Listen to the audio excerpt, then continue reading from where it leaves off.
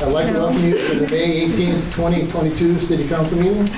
Roll call, we're going to do a little different. We're going to start with City Clerk Treasurer Debbie Cragen, Councilmember Dee Cragen, Councilmember Jason Upchurch, Councilmember Eddie Newsom,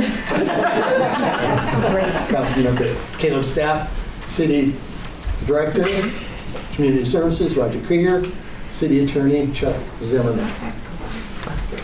So tonight's invitation, the stamp of tonight's invitation is by Tim White of the Fall County Christian Center. Tim, you have the floor. Heavenly Father, we thank you for this time here. We thank you for our beautiful city and the place we get to live. Thank you for our friends and our family. I pray your blessing upon the discussions and decisions that are made in this place. I pray your hand upon each member of the council and the city team, whatever they need. And I just want to pray this blessing over all of this area. The Lord bless you and keep you. Lord, make his face shine upon you and be gracious to you. Lord, lift up his countenance upon you and give you peace. And may it be so in Jesus' name. Amen. I pledge allegiance to the flag of the United States of America and to the republic for which it stands, one nation, under God, indivisible, with liberty and justice for all.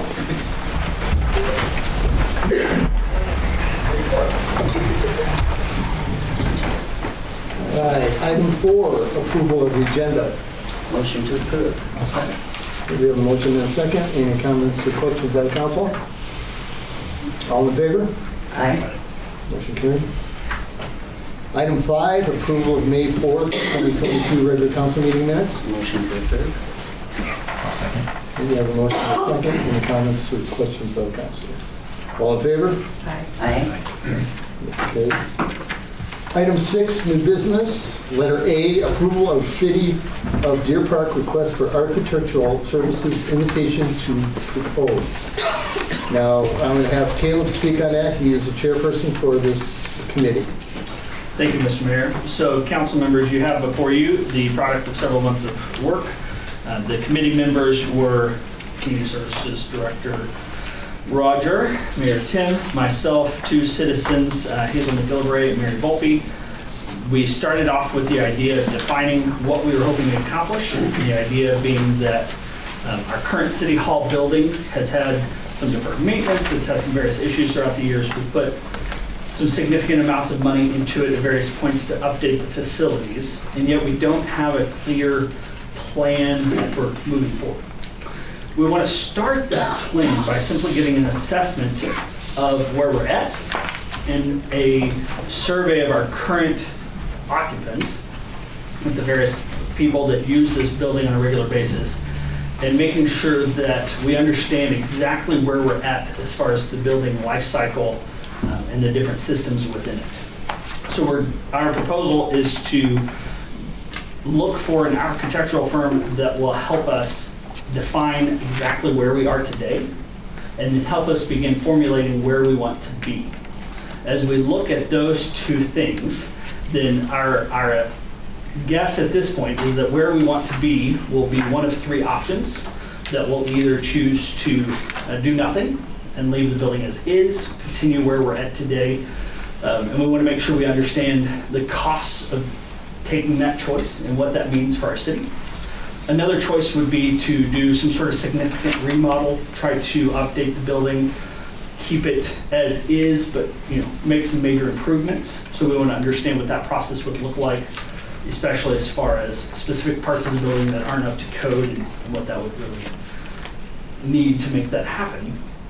The third option is to say, well, if our building is going to be unable to be renovated in a cost-effective way, and if there are significant problems like we think there might be, we don't know, that's one reason we need to do the study, well then our other option is to look for either a different site to build on this site, to do some other things to make sure that we have a city building that we can plan to use effectively for the next several decades. So this specific proposal is just our attempt to to invite firms to apply for us to hire them. So when we ask them what we would, to apply, we give them a very specific set of directions on how to do that, what we're looking for, and all of those different pieces, so that they can then see if they feel qualified. And if they do, they can then submit a proposal, and we can then evaluate that and then recommend to the council the hiring of one of those firms to then go and actually do the work and do the study and present us with options. Questions for me at this point? We need a motion for that. I would make a motion that we pass this. You make a motion? I'll second. We have a motion and a second. Questions for Caleb? Councilman Caleb? No? Roger, do you have any input on this? Well, I was just going to add is so on page 3, there's a time frame of kind of where we see this process going. We have 2 advertising dates, a site walkthrough, questions, responses, and proposals are due by July 13th. Then the committee will evaluate those proposals, ultimately be tasked the job of negotiating terms and so forth, and then at that point a recommendation of the council to select someone would be put forth. On page 12 of this, there's a selection process that says the proposal will be reviewed by the selection committee appointed by the mayor, confirmed by the city council. Currently, there's 5 of us on there. I think a decision should be made whether you want to add a couple more people, 3, 5 more people, whatever that number is, to be that committee that works with not only the proposals, but negotiations later, and then be involved with the architect in going through the evaluation of the building and ultimately coming up with a plan. So there is a need for some more bodies to be appointed between now and really before July 13th, I would say, to have them on board before the proposals are in. So just a little What do bit you more want for a work. limit for participation? You know, I don't know what that number should be. I'm on it, you're on it, and 3 other people. 5, 6 more people who would be reasonable. Those people are going to need to work with potentially the community in the future to go out and market or sell or provide information to people out there. And so hopefully you can get some, maybe it's 10. I don't know what exactly the number is, but I think you need a group that will help both with the evaluation of proposals and ultimately working with the architect on where this is going to go. So after the meeting, if anybody is interested in serving on that board, you can get with Caleb after the meetings. Okay. So we have a motion and a second. All in favor? Aye. Motion carried. Item B, task order 2022-09, Marshall Metals Construction Observation, JUB Engineering Incorporated. Roger? Yeah, so the task order in front of you tonight is for the construction phase observation services for the first phase of Marshall Meadows subdivision. Marshall Meadows is a subdivision that's going to occur on 6th Street and Forest, up in that area south of the wastewater storage lagoons. There'll be 4 phases, but this is the first phase, and it may have some infrastructure underground work that gets done in it with it as well. But the contractor has deposited the funds to cover the inspection services. This is based on their construction schedule plus a 15% contingency on number of days of work. So we take their numbers, figure out what 8-hour days are going to be. In the end, we tend to be able to give them some money back because either we can maybe only work 4 hours on a day or whatever as far as a full-time observation goes. We're there for all the underground water, sewer, ditches, power, all those kinds of things. The above ground base work for sidewalks, some of the street work and some of that kind of stuff, we can kind of pull back on some of those days. But anyway, the funds are deposited. We just need your approval so we can get that project going. Motion to approve. Second. Okay, we have a motion and a second. Any comments or questions by the council? Okay. All in favor? Aye. Motion carried. Next up, item 7, resolutions. Number A, resolution 2022-008, WashDOT Aviation Division guaranteeing grant match money availability. Darrell, would you like to speak on that? So this is part of the Department of Transportation Aviation Division grant application. They just want to assure that the city or the airport is guaranteeing that we have the matching funds to move forward with the project. $31,937.14, which we do have. Actually, it's not a bad, we're getting $562,000 worth of work done out at the airport. It's all pavement maintenance, crack sealing, fog sealing, repainting. So we'll look forward to having some maintenance done at the airport. Motion to approve resolution 2022-008. Second. We have a motion and a second. Any comments by the council? All in favor? Right? Motion carries. Item 8, ordinances, we do not have any. Number 9, consent agenda. Letter A, approval of voucher claim check numbers 40-257 through 40-301 in the amount of $498,014.55 for the first half of May 2022. Motion to approve the consent agenda. We have a motion and a second. Any comments or questions by the council? All in favor? Aye. Motion carries. Item 10, report of departments. Our code enforcement building inspector, Jay Sparlis, are you online? Yes, I am. Go ahead, you got the floor. Well, things are starting to pick up in the city for sure. Lots of construction going on. I'll be sending out letters here as the grass starts to grow, just to remind people to start mowing the high grass as it grows, especially with the rain and sunshine that we're getting. I'm sure it's going to grow quickly this year. And construction is going well. Lots of permits coming in here in the last few weeks. And Barry was doing plan reviews. And so everything else is going well. That's all I have. Thank you. Daryl, you're next up. Lots of building going on at the airport. We have 2 hangars under construction right now, 4 more planned to be constructed. In addition, I continue to work with Maverick on their super large hangar. We'll see how far that goes. Other than that, we're all ready to start mowing when the grass shoots up and flying activity continues. Thank you. Brad? Me and the guys, we just finished up a water main project, cleaning up some old mains that were no longer in service and rehooking them so that they make loops in our water system. The guys in the park's been really busy, lots of sprinkler work this year, getting everything up and running. And lots of cleanup still in the parks.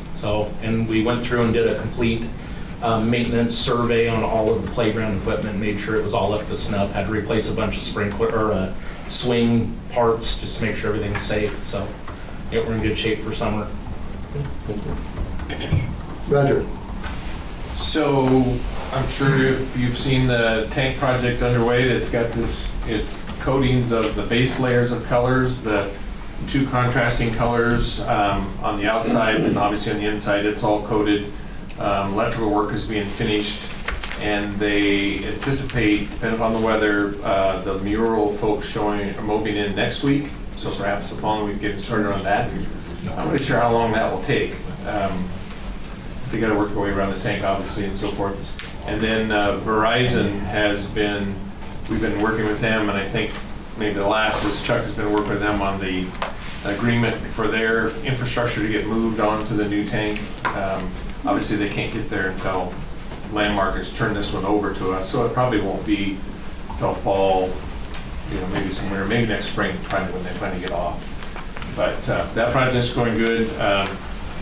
We reported last meeting about some funding change or the fact that EDA was going to allow us to use some funds from the Cedar Road project for the sewer project on the airport. We got all the paperwork in. They were happy with that. We haven't heard back from them yet, so I hope no news is good news.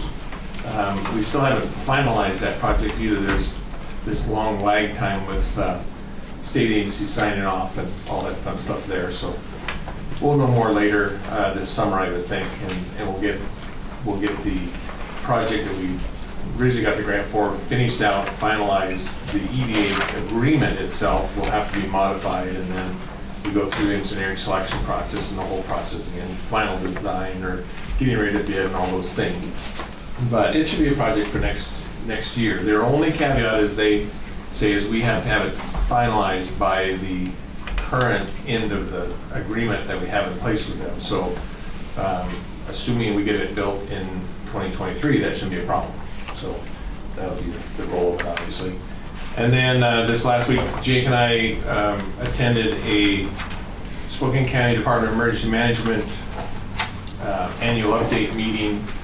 Those are a requirement to be part of that Division of Emergency Management the county has relative to major incidences, fires, earthquakes, all those kinds of things. And it's one of those, I was explaining to Jake, is being a part of that and then getting some rock and being part of an incident, which was soft road several years ago, is what brought the money for the EDA project on Cedar Road. So it's well worth the effort. You kind of wonder sometimes, but anyway, we attended that meeting this week. And next year, I think we have to go through an update, but that is not that big a deal. So that's all I have. Okay. Chuck, do you have anything you want to add? Just touching on what Roger said, like with Verizon, I'm on my third negotiator, so for them. And if you're with Verizon, your cell phone still works, so that's all good. But it's funny. I mean, we keep telling them the same thing, and then they go to get another person, and it's interesting. This new person, he's finally agreeable. So we just keep telling them the same thing. It's just interesting. They keep pushing back with a different person, or somebody falls off, and then it's a different. These are all consultants, and so it's amazing. I don't know how their business model works on that end, but my Verizon phone works, so I guess it all works. But we should have that completed sooner rather than later. And just so everybody understands, this goes back to the attempts by Roger to negotiate with them to build the water tower with all the apparatus on it and do a switch at the same time. And that was just like impossibly beyond their, they just can't think that way in terms of moving from, there is a water tower. We're going to take it off of this on one day and put it on the other tower. It's like, It's right there. yeah, it's like you're done with one car, you trade it in, right? I mean, it is rocket science. Anyway, it was just, I think it's going to get done, but until you see it, don't believe it. Thank you. Item 11, council questions, comments, or reports. Dee, we'll start with you. I have nothing now. Jason? Heather? Kim? God, you're making it easy. You're making it easy. All right, next up, item 12, interested citizens, oral communications, requests, and comments from the audience on unrelated agenda items. Do we have any questions or comments? No? Josh? You can tell me if this is the most appropriate time. I wanted to voice my opinion for support for somebody running for city council for the open position. It is on the agenda, so no. Okay. Sorry. All right. Item 13, executive session. Item A, potential sale of property. Item B, RCW 4230 1.110, evaluation qualifications of candidate for elective office, possible action at the end of the meeting. So we will be back half hour. Maybe if I could, John, I mean, just to remind those from the public that are here that the council voted to follow a process that if there were 8 or more applications for the open council seat, that they would conduct a review of the candidates rather than an interview of all the candidates, and then determine which candidates that they wanted to interview. All of that determination about who they want to interview will take place in the open public meeting after the executive session where they discuss the qualifications. The council is free to decide to interview all of them, if that's what they want, or to cut the list down so that it's more of a manageable group of folks to interview. Yeah, June 1st. Yeah, at the next, the interviews will not be conducted at this meeting now. How much time do you think you're on? Half an hour for the whole thing? You cut, I'm coming for the first part. we'll do you first.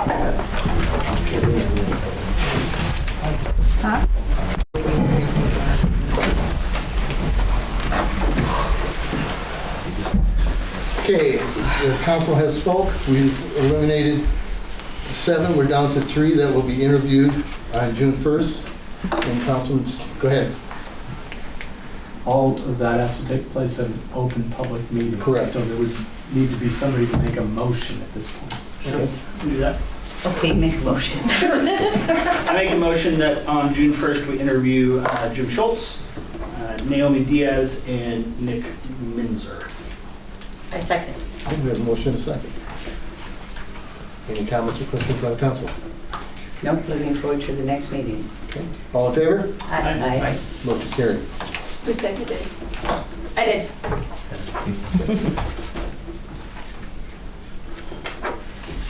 Do you want to add anything?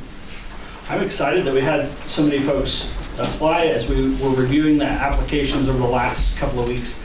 I know I felt, and it was reflected in the discussion, a sense of pride in the number of people applying, a sense of joy and just the qualifications exhibited. There was a lot of volunteer experience communicated. There was a lot of training and education communicated. There was a lot of official experience communicated. And we really appreciated that. And one of the things that we were discussing kind of as we got up and came out here was our hope that the people interested would consider running next year, because there will be 3 of these positions up for election, and I'm a big fan of capitalism and competition, and I think we'll come out with a much stronger city in the future, the more people that are interested in these positions. So thank you guys for participating in the process. I appreciate it. Okay, next up, item 14, adjournment. Let's go home. We're adjourned. Thank you all.